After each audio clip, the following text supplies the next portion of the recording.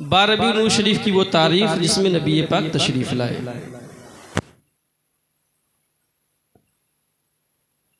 यानी कि 12 रबीउल अव्वल दिन सोमवार सुबह सादिक के वक्त भोर में शहर मक्का में आमिना के बतन पाक से आपकी आमद हुई। ज़ाहिरी तौर पर हकीकत ये है कि कुरान ऐलान कर रहा है, ऐ महबूब, अल्लाह फरमाता है, ऐ महबूब मैंने आपको नहीं भेजा मगर सारे आलम के लिए रहमत बनाकर। यानी हमारे नबी 12 रबीउल शरीफ को जलवागर हुए इस ऐलान के साथ कि ऐ मुस्तफ़ा आप सारे आलम के लिए, अल आलमीन के लिए रहमत बनकर तशरीफ लाए।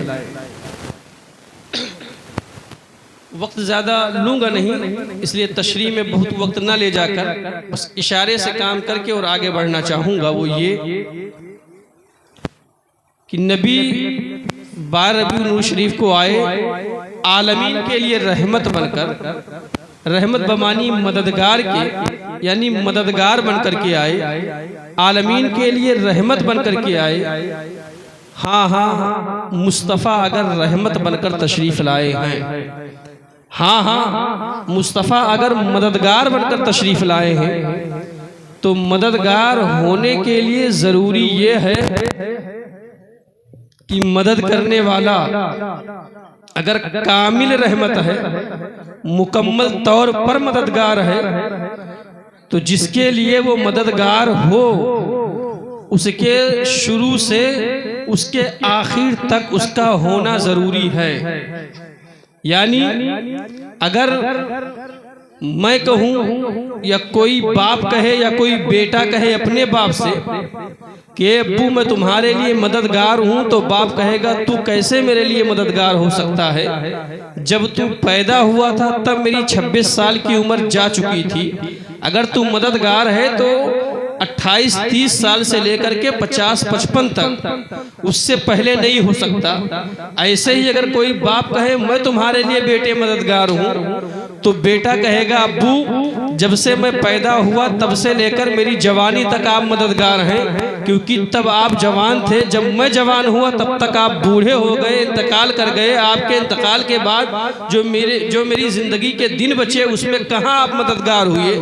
यानी मददगार होने के लिए सबसे पहले होना और आखिर तक होना ज़रूरी है। नबी पाक साहिबुल औलाद सल्लल्लाहु ताला अलैहि वसल्लम के लिए कुरान ऐलान कर रहा है, रब फरमाता है महबूब मैंने आपको नहीं भेजा मगर सारे आलम के लिए रहमत बनाकर। अगर नबी रहमतुल लिल आलमीन बनकर के तशरीफ लाए हैं तो मानना पड़ेगा कि नबी सबसे पहले आए हैं, और जब तक दुनिया है तब तक के नबी पाक साहिबुल औलाद अपने कब्र मुनव्वर में जिंदा हैं। बेशक सुभान अल्लाह सुभान अल्लाह। अगर ऐसे नहीं समझे तो यूं समझे, नबी पाक साहिबुल औलाद सल्लल्लाहु अलैहि वसल्लम आसान मिसाल मशहूर वाक़या, नबी पाक साहिबुल औलाद सल्लल्लाहु अलैहि वसल्लम से जिब्रील ने पूछा कि आपकी उम्र क्या है। मशहूर वाक़या है, जिब्रील ने कहा था या रसूल अल्लाह एक तारा है जो मैं 70,000 साल के बाद चमकता था, मैंने उसको 72,000 मरतबा चमकते हुए देखा है। नबी फरमाते हैं मुझे मेरे रब के इज़्ज़त की कसम ऐ जिब्रील मैं वही तारा हूँ, वो तारा नहीं, वो नूर मोहम्मदी मेरा नूर है। यानी मैं सबसे पहले हूँ। दूसरी जगह नबी पाक साहिबुल औलाद सल्लल्लाहु अलैहि वसल्लम इरशाद फरमाते हैं कि मैं अल्लाह की तख्लीक का पहला मुसलमान हूँ, पहला मोमिन हूँ। यानी मैं सबसे पहला मुसलमान मैं ही हूँ, मुझसे पहले कोई मुसलमान नहीं, मैं पहला मुसलमान हूँ। कौन कह रहा है? मेरे नबी फरमा रहे हैं। क्यों? सारे आलम के लिए रहमत बनकर तशरीफ लाए। तवज्जो, मैं पहला मुसलमान हूँ। अब आप बताइए, नबी पाक फरमाते हैं कि मैं पहला मुसलमान हूँ, ऐलान ये है कि अल्लाह के नज़दीक पसंदीदा दीन इस्लाम है, पसंदीदा धर्म इस्लाम है। नबी फरमाते हैं मैं पहला मुसलमान हूँ, फैसला आप कीजिए कि इसी ज़मीन पर 12 रबीउन नूर शरीफ से पहले मूसा आए हैं नबी बन करके, जिनको कलीमुल्लाह का शरफ हासिल हुआ, क्या ये मुसलमान थे कि नहीं? इसी ज़मीन पर ईसा आए हैं, बताइए क्या ईसा मुसलमान थे कि नहीं? इसी ज़मीन पर रबीउन नूर शरीफ से पहले, आज के 1500 साल पहले से पहले इसी ज़मीन पर ज़करिया आए हैं, क्या ज़करिया मुसलमान हैं कि नहीं हैं? बताओ। इसी ज़मीन पर सुलेमान आए हैं, क्या सुलेमान अला नबीना मुसलमान हैं कि नहीं है? इसी ज़मीन पर इब्राहीम आए हैं, इब्राहीम खलीलुल्लाह बन करके आए हैं, बताओ अल्लाह का खलील मुसलमान है कि नहीं है? इसी ज़मीन पर इस्माइल ज़बीउल्लाह बन करके आए हैं, बताओ ज़बीउल्लाह मुसलमान है कि नहीं है? इसी ज़मीन पर यहया आए हैं, इसी ज़मीन पर यूनुस आए हैं, इसी ज़मीन पर यूसुफ आए हैं, इसी ज़मीन पर इदरीस आए हैं, इसी ज़मीन पर याकूब आए हैं, इसी ज़मीन पर आदम आए हैं। बताओ कमोबेश 2,24,000 कमोबेश अंबिया अलैहिमुस्सलाम आए।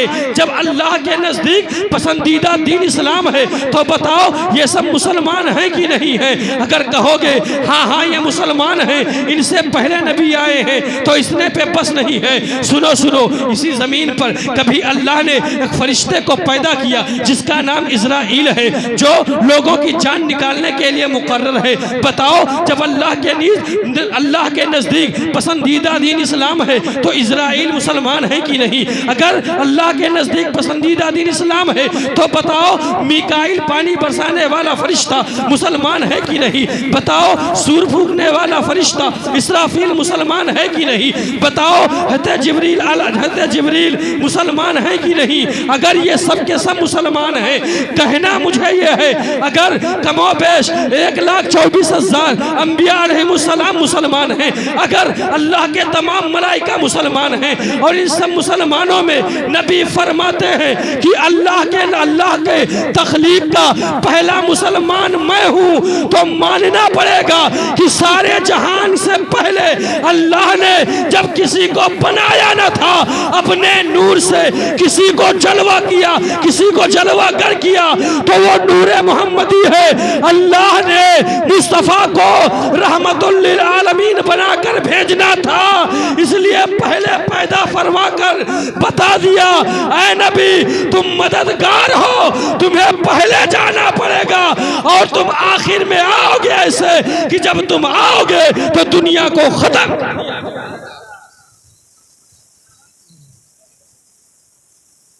नारे तकबीर, नारे रिसालत, मसलके आला हजरत, जश्न ईद मिलादुन नबी, उलमाए अहले सुन्नत, नारे तकबीर, नारे रिसालत। माशाअल्लाह सुभान अल्लाह। या रसूलुल्लाह जिंदाबाद, जिंदाबाद, अल्लाहु अकबर, या रसूलुल्लाह। माशाअल्लाह सुभान अल्लाह।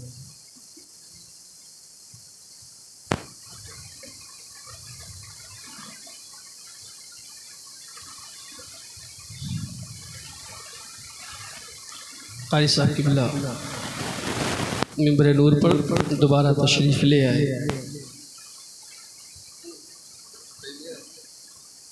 आपके हवाले से है इंशाअल्लाह। मेरे फ़ौरन बाद अभी एक नात मुस्तफ़ा सल्लल्लाहु अलैहि वसल्लम आप समाअत करेंगे और फिर हज़रत के पाकीज़ा बयान को सुनेंगे बड़ी तेज़ी के साथ। दूसरी बात, नबी सारे आलम के लिए रहमत बनकर तशरीफ़ लाए। सबसे पहले हैं, सबसे आखिर है, वही अव्वल है, वही आखिर। अब जो सारे आलम के लिए, जो अल आलमीन के लिए रहमत बनकर आए, जरूरी है कि उनकी आमद पर हम खुशियों का इजहार करें। ऐलान है, अल्लाह जब तुम्हें कोई नेमत दे तो चर्चा करो, रब का शुक्र अदा करो। और इस अजीम नेमत से बढ़कर कोई और नेमत क्या होगी कि रब फरमाता है, ऐ महबूब, जिस सेगे को मैंने अपने लिए इस्तेमाल किया, उसी सेगे को मैंने अपने महबूब के लिए इस्तेमाल किया। अल आलमीन आपने पढ़ा है, पढ़े लिखे लोग हैं। अल आलमीन यानी कि ऐ महबूब, जिन जिन चीजों के लिए, जिन जिन लोगों का मैं रब हूं, महबूब उन तमाम तर चीजों के लिए, उन सबों के लिए मैंने आपको रहमत बना दिया। मैं जिन जिन चीजों का रब हूं, उन तमाम तर चीजों के लिए आप मददगार, आप रहमतुल्लिल आलमीन बन करके जा रहे हैं।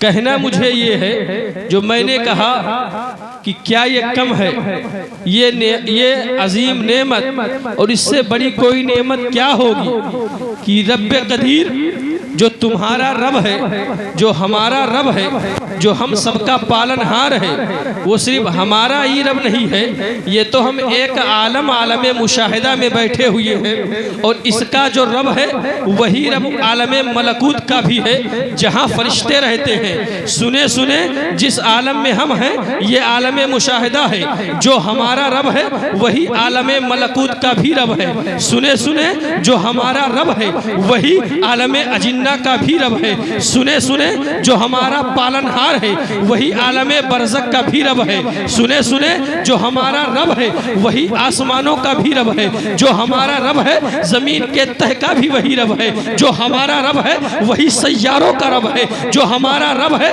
वही लामका का रब है। सुने सुने, जो हमारा रब है वो एक सितारे और एक छुपी हुई चीज का भी रब है। कहना मुझे ये है कि ये नेमत जो मिली है आपको 12 रबीउन नूर के दिन, इसे हल्के में मत लेना, इसे छोटी मत समझना।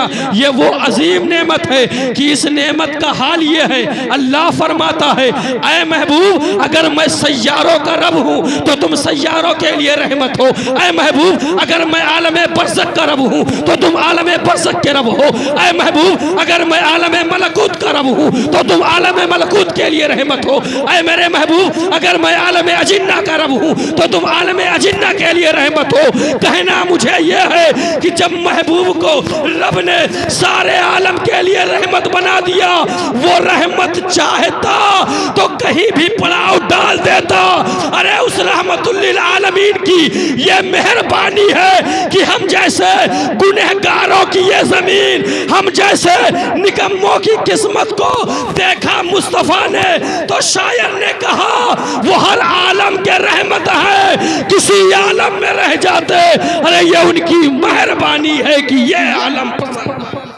नारे तकबीर, नारे रिसालत, मसलक आला हजरत, उलमाए अहले सुन्नत, मौलाना जमाल अहमद साहब क़िबला, नारे तकबीर।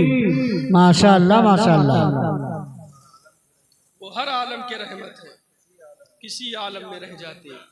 ये उनकी मेहरबानी है कि ये आलम पसंद आया। और वो हर आलम के रहमत हैं, वो हर आलम में रहते हैं।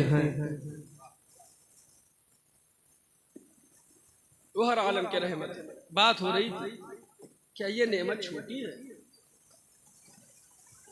बहुत बड़ी नहीं, ये भी कहना गलत होगा। सबसे बड़ी नेमत रब की जानिब से, क्योंकि रब ने इन्हें बनाया ही था।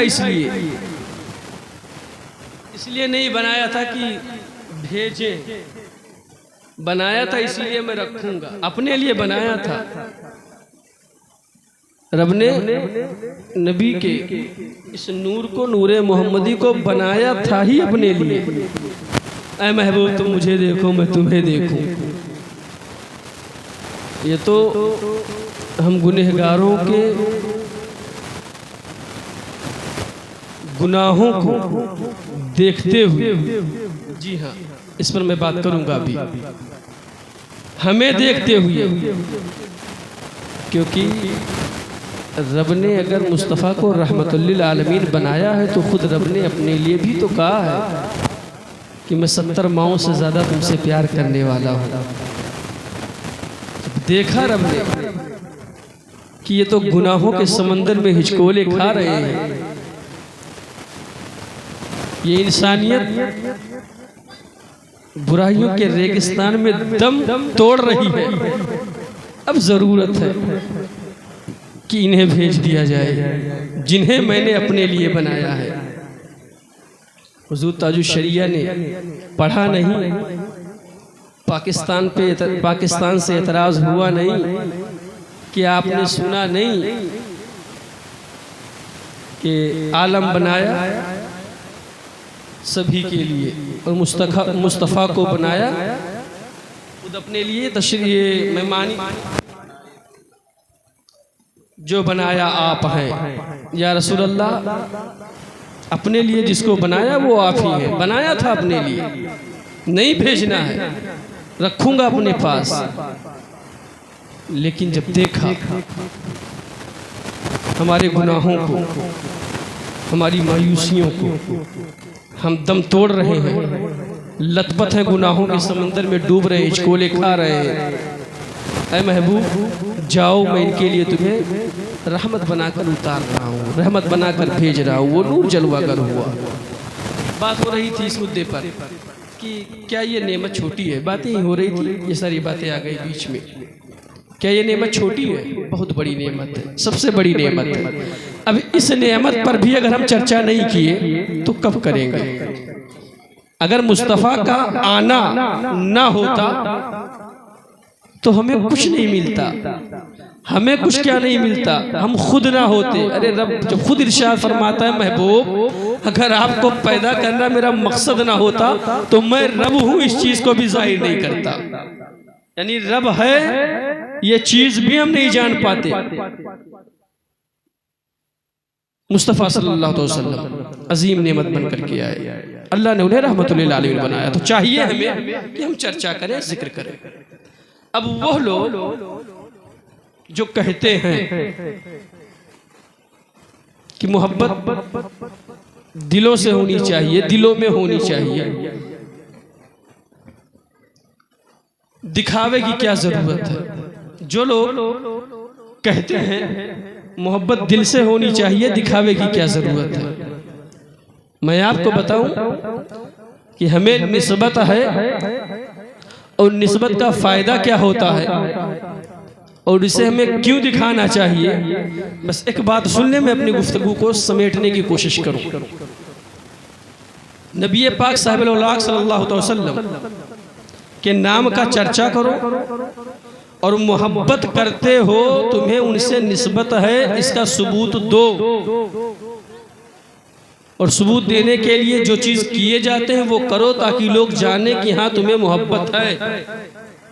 ना हो तो वो देख लो गिरगिट और मेंढक के वाक़े को, जब आतिश नमरूद में गए थे दोनों मिट्टी डालने, पानी डालने के लिए। अब एक वाक़या निस्बत के हवाले से सुनते चले, मैं गुफ्तगू को समेटूं।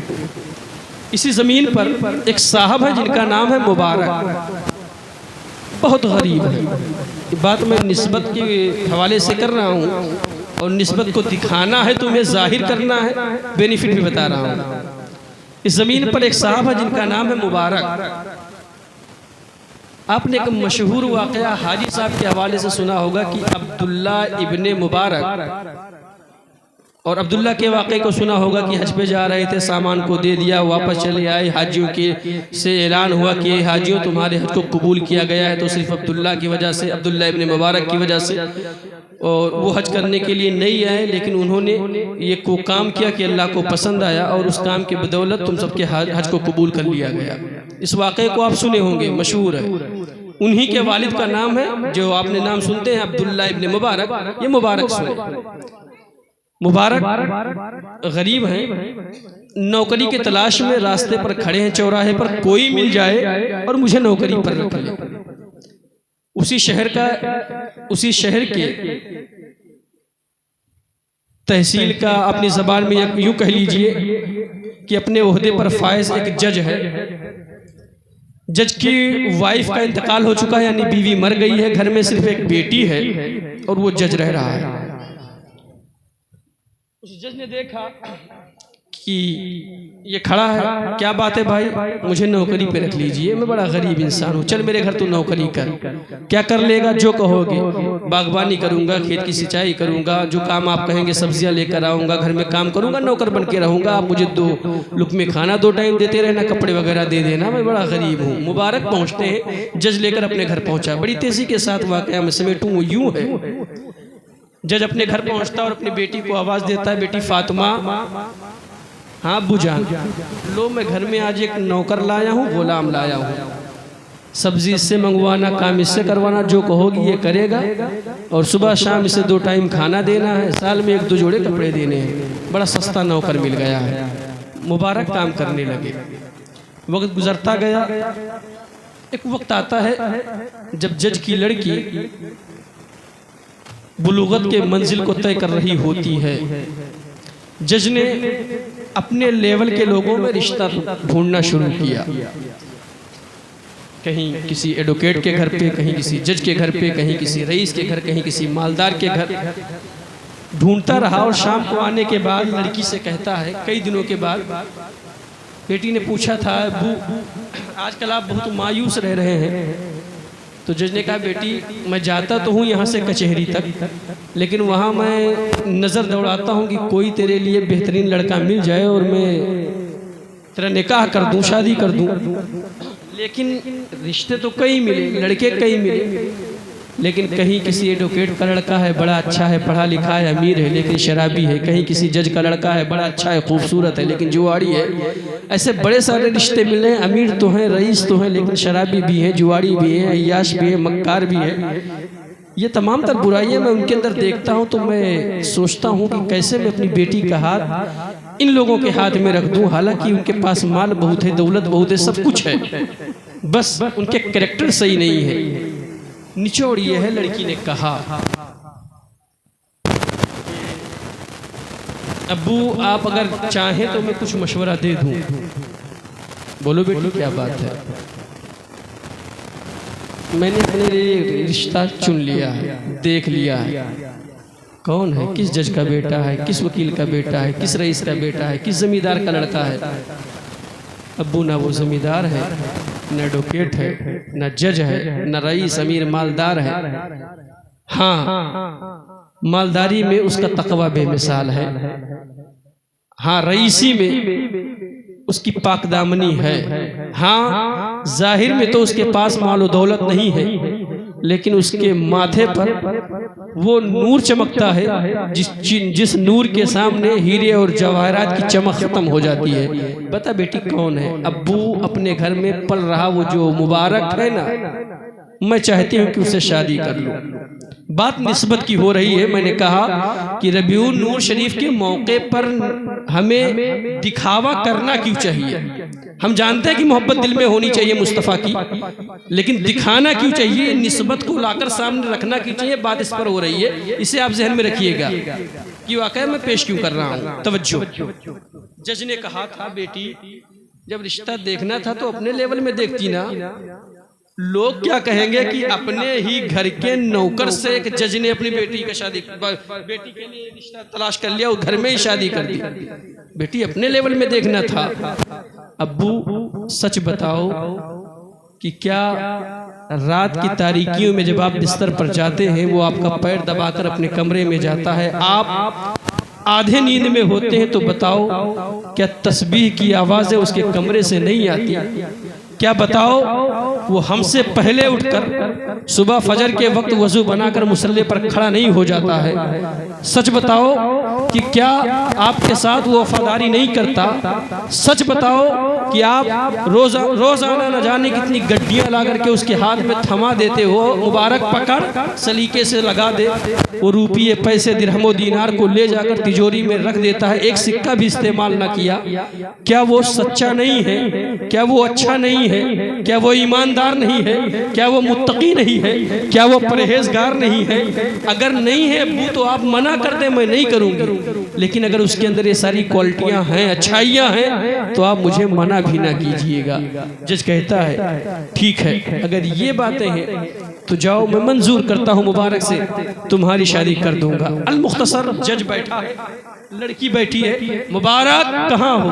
दौड़ कर आता है मुबारक, हाथ बांधे हुए, नौकरी कर रहे, गुलामी कर रहे। हाँ सरकार, हाँ हुजूर, हाँ आका फरमाइए। मुबारक बैठ गया, जमीन पर बैठ गया मुबारक, वही घर का नौकर। लड़की ने पसंद कर लिया है, मुबारक थोड़ा ऊंचे बैठ जा। आका मैं आपके बराबरी कैसे कर लूँ? आप आका हैं, मैं नौकर हूँ, आप मालिक हैं, बराबरी कैसे? थोड़ा तो ऊंचे हो जा, जो बात करनी है वो लेवल में लाना ज़रूरी है। अभी ज़्यादा झुककर बात नहीं हो पाएगी, आजा थोड़ा लेवल में आ जा। आ गए मुबारक। मुबारक मैं चाहता हूँ कि तुम मेरी लड़की से शादी कर लो। क्या कह रहे हैं आप? मलका हैं वो मैं उनके घर का नौकर हूँ, वो एक हुक्म करती है, मैं सब्जियां बाजार से ले आता हूँ, बागीचे से तोड़ लाता हूँ। अल मुख्तसर जो भी कहे होंगे, जो बातें हुई होंगी, निचोड़ ये है। मुबारक ने कहा मैं कैसे कर लूँ? तो मुबारक ने आखिरी जो जुमला कहा था वो ये कि मना करने के लिए ये बात नहीं है कि आपकी लड़की बदसूरत है। मना मैं इसलिए नहीं कर रहा कि आपकी लड़की खूबसूरत है या ये है कुछ कैसे है मामलात, बल्कि इसके पीछे कुछ वजह और भी है। क्या कोई डर है कि मैं तुझे बुरा भला कहूँगा या तेरी हैसियत के बेस पर तुझे नीचा दिखाऊंगा या कोई और बात होगी? अगर ऐसा डर है तो ठीक है, मैं तेरा निकाह कल ही कर देता हूँ। नहीं, मुझे मोहलत चाहिए। कितने दिन? कम से कम मुझे 40 दिन या 90 दिन या 60 दिन की मोहलत दे दो, उसके बाद मैं निकाह करने के लिए तैयार हूँ। मुबारक क्या कह रहा है तू? शादी ही तो करनी है, कहाँ बाराती और ढोल तमाशे लाने हैं? आंगन में बैठेंगे, काजी को बुलाएंगे, आएगा, निकाह पढ़ाएगा। बात इतनी सी है, ना तुझे जोड़ा खरीदना ना घोड़ा खरीदना। तू मेरे घर का खादिम नौकर है, जो कुछ तुझे दूंगा मैं ही ला कर दूंगा। खरीदना क्या है? मोहलत क्यों मांग रहा है? नहीं मांग रहा हूं, जरूरी है। जब जज बार बार पूछने लगा तो उसने कहा अगर आप माफ करें तो मैं बात कहूं। हाँ बता, मैंने माफ किया। अब मुबारक के उस जुमले को सुनिए और इसको सुनने के बाद थोड़ा अपने भी ज़मीर को झिझोड़ने की कोशिश कीजिएगा। वो लोग जो ये काम करते हैं जो मैं कहने जा रहा हूं। मुबारक ने कहा मैं कर लूं, तुम्हारी बेटी से मैं शादी कर लूं, अभी कर लूं, इसी वक्त निकाह कर लूं, लेकिन डरता हूं निकाह करूंगा बीवी बन जाएगी। बीवी बन गई तो हम बिस्तर भी होगी, ये मेरे लिए मैं इसके लिए, कपड़े एक दूसरे के लिए हम बन जाएंगे। और फिर अगर मेरा खून इसके जिस्म में ठहरा, हम दोनों के खून का मिलाप हुआ, कहीं ऐसा ना हो कि उससे जो बेटा पैदा हो वो बेटा बेकार, नाअहल, खराब हो।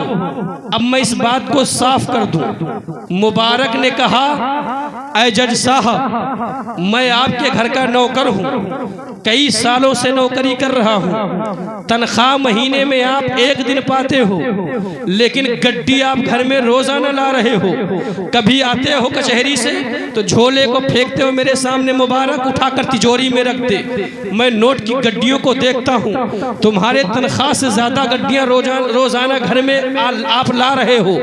कभी ये गड्डी, कभी वो रुपये, कभी ये सिक्के, कभी वो जेवरात, और मैं तिजोरी में रखता जा रहा हूँ। ऐ जज साहब, आपने अपनी बेटी को बचपन से लेकर आज तक हराम खिलाया है, हराम पिलाया है, क्योंकि अगर हलाल खिलाते तो तनख्वाह कचहरी में आपको महीने में 1 दिन मिलती है। हाँ तनख्वाह 1 दिन पाते हो, लेकिन पैसा रोज लाते हो, ये हलाल तो नहीं है ना, हराम की कमाई ही लाते जाते होगे।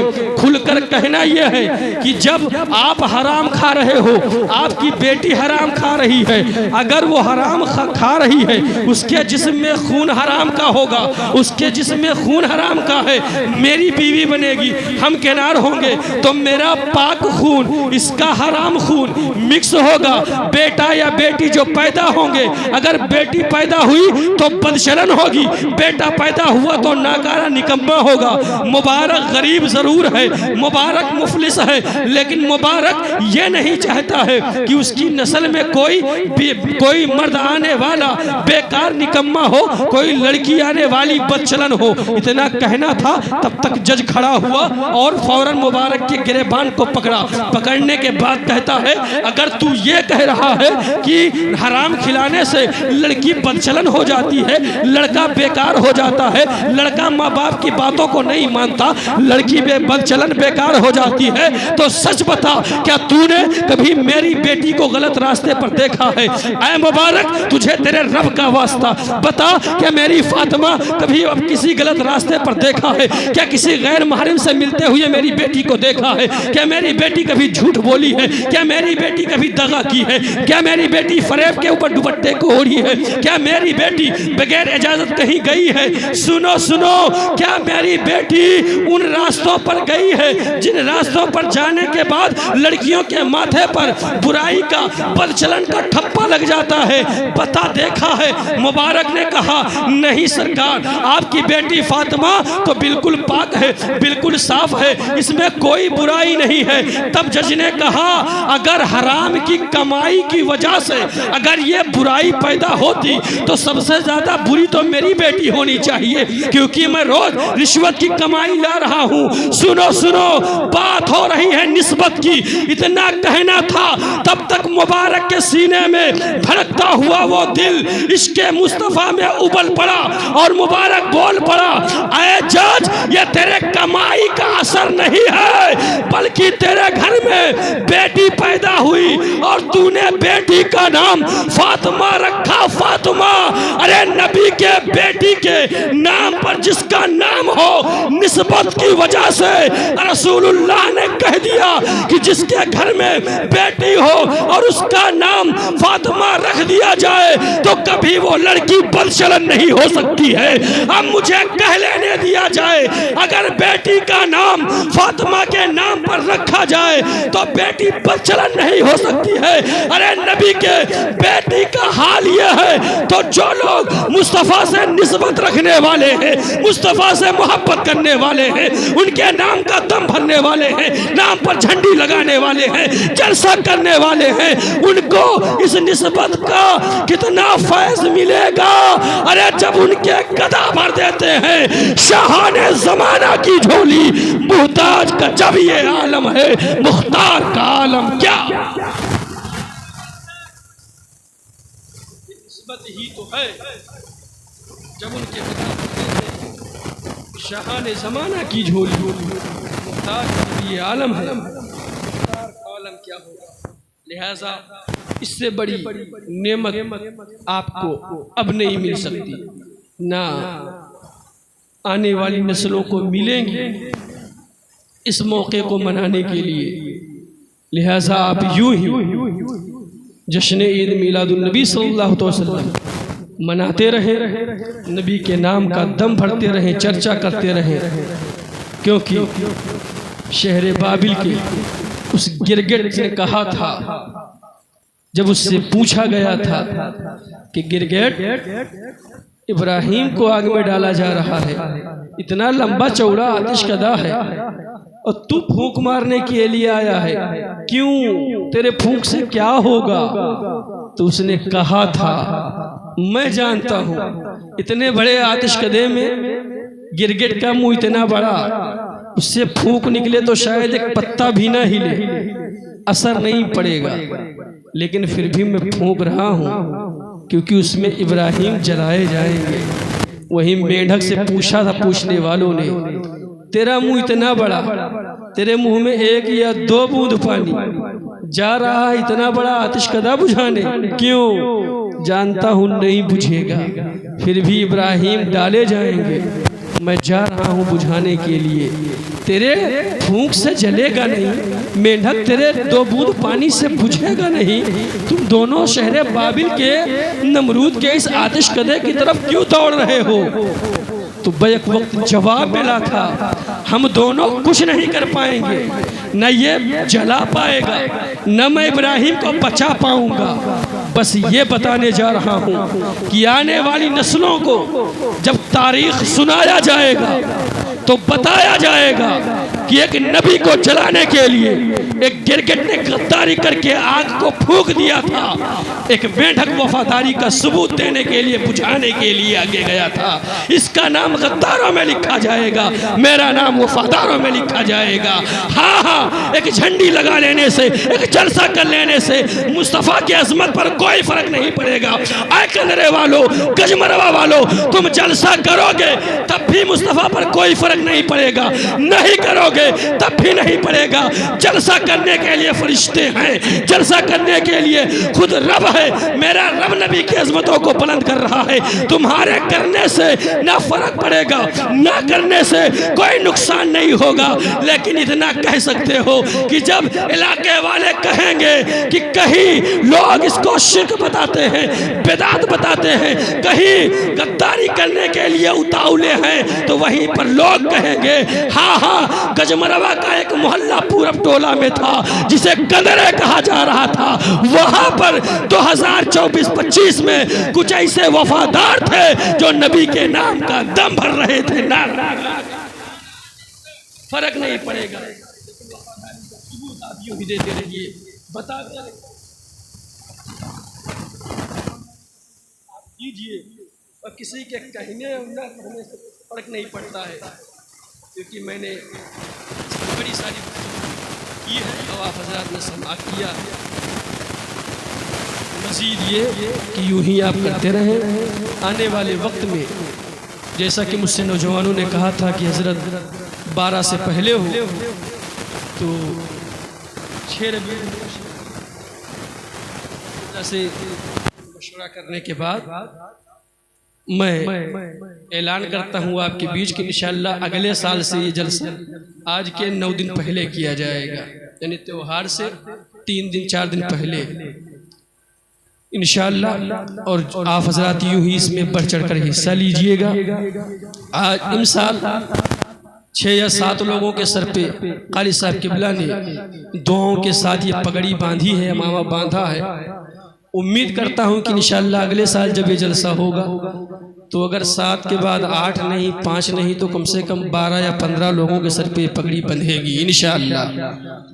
हाँ, और ऐसा नहीं है कि 2 मीटर कपड़ा खरीद कर लाएंगे और बांध दिया जाएगा, बल्कि उसके लिए आपको जलसे की तारीख से लेकर पोस्टर के खर्चे तक और पोस्टर के खर्च से लेकर के खाने पीने, शीरनी, अगरबत्ती, मोमबत्ती, लाइट, गुब्बारा, चमचमी जो कुछ लगाया गया है, यहाँ से लेकर लास्ट स्टेज यानी नजराने के लिफाफे तक पूरा एहतमाम आपको करना पड़ेगा। सब बता दीजिए, पापा बोलिए तो पता लगे संयोजक अपने यहाँ 300 रुपये पेट्रोल जो परसनमा पड़ा है तो हम कहाँ जाए? सही है कि ना? यहू ना कहो कि 4 व्हीलर रखें तो जाए कुछ दूर से ले आई। तो इंशाअल्लाह ये जलसा होगा आने वाले वक्तों में भी। अल्लाह ताला आपके हौसलों को हज़रत अली अकबर का सदका अता फरमाए और इसी जज्बे के साथ आप हज़रत समाअत करते रहें। अब मैं बड़ी तेज़ी के साथ अपने फ़ौरन बाद में चाहता हूँ कि एक नात आप फिर उसी अंदाज़ व आवाज़ में सुने जिस अंदाज़ में भी आपने कुछ देर पहले समाअत किया था। मैं चाहता हूँ कि बुलबुल बाग़े मदीना शाहकार तरन्नुम हज़रत क़ारी नसीम अख्तर साहब क़िबला तुलसीपुरी माइक पर तशरीफ़ लावे और अपने बेहतरीन अंदाज में नातो मनक़बत सुनाएं और उनके फ़ौरन नात के बाद इंशाअल्लाह आप माहिर इल्म फ़न साहिब शेर व सुखन ख़तीब बेमिसाल नाशिर मसलक आला हज़रत आफ़त जाने वहाबियत अलहाज अशाह अल्लामा क़ारी क़ुतबुद्दीन साहब के बिला मंजरी के नायाब खिताब को इंशाअल्लाह समाअत फरमाएंगे। आइए आने वाले मेहमान नातखा का हम और आप इस्तकबाल नाए तकबीर नाए सादत के छाव में करें। मैं चाहता हूँ कि अपना एक हाथ है इमाम हसन, दूसरा इमाम हुसैन, या यूं कि एक गौसे आज़म, दूसरा इमाम आज़म, या यूं कि एक गरीब नवाज चिश्ती हसन संजरी अजमेरी, दूसरा हाथ आला हज़रत के नाम पर उठाकर नारे का जवाब दे और बोले नारे तकबीर, नारे रिसालत, जश्न ईद मिलादुन नबी, सरकार की आमद, आका की आमद, यासीन की आमद, मुज़म्मिल की आमद, मुदस्सिर की आमद, सब झूम के बोलो नारे रिसालत। कांटे न चुभ जाएं कहीं दस्ते नाज़ में, फूलों से खेलने का इरादा न कीजिए। आइए माइक पर नाते नबी लिए हुए ऐ कारी नसीम, बाद में मिलने का वादा न कीजिए।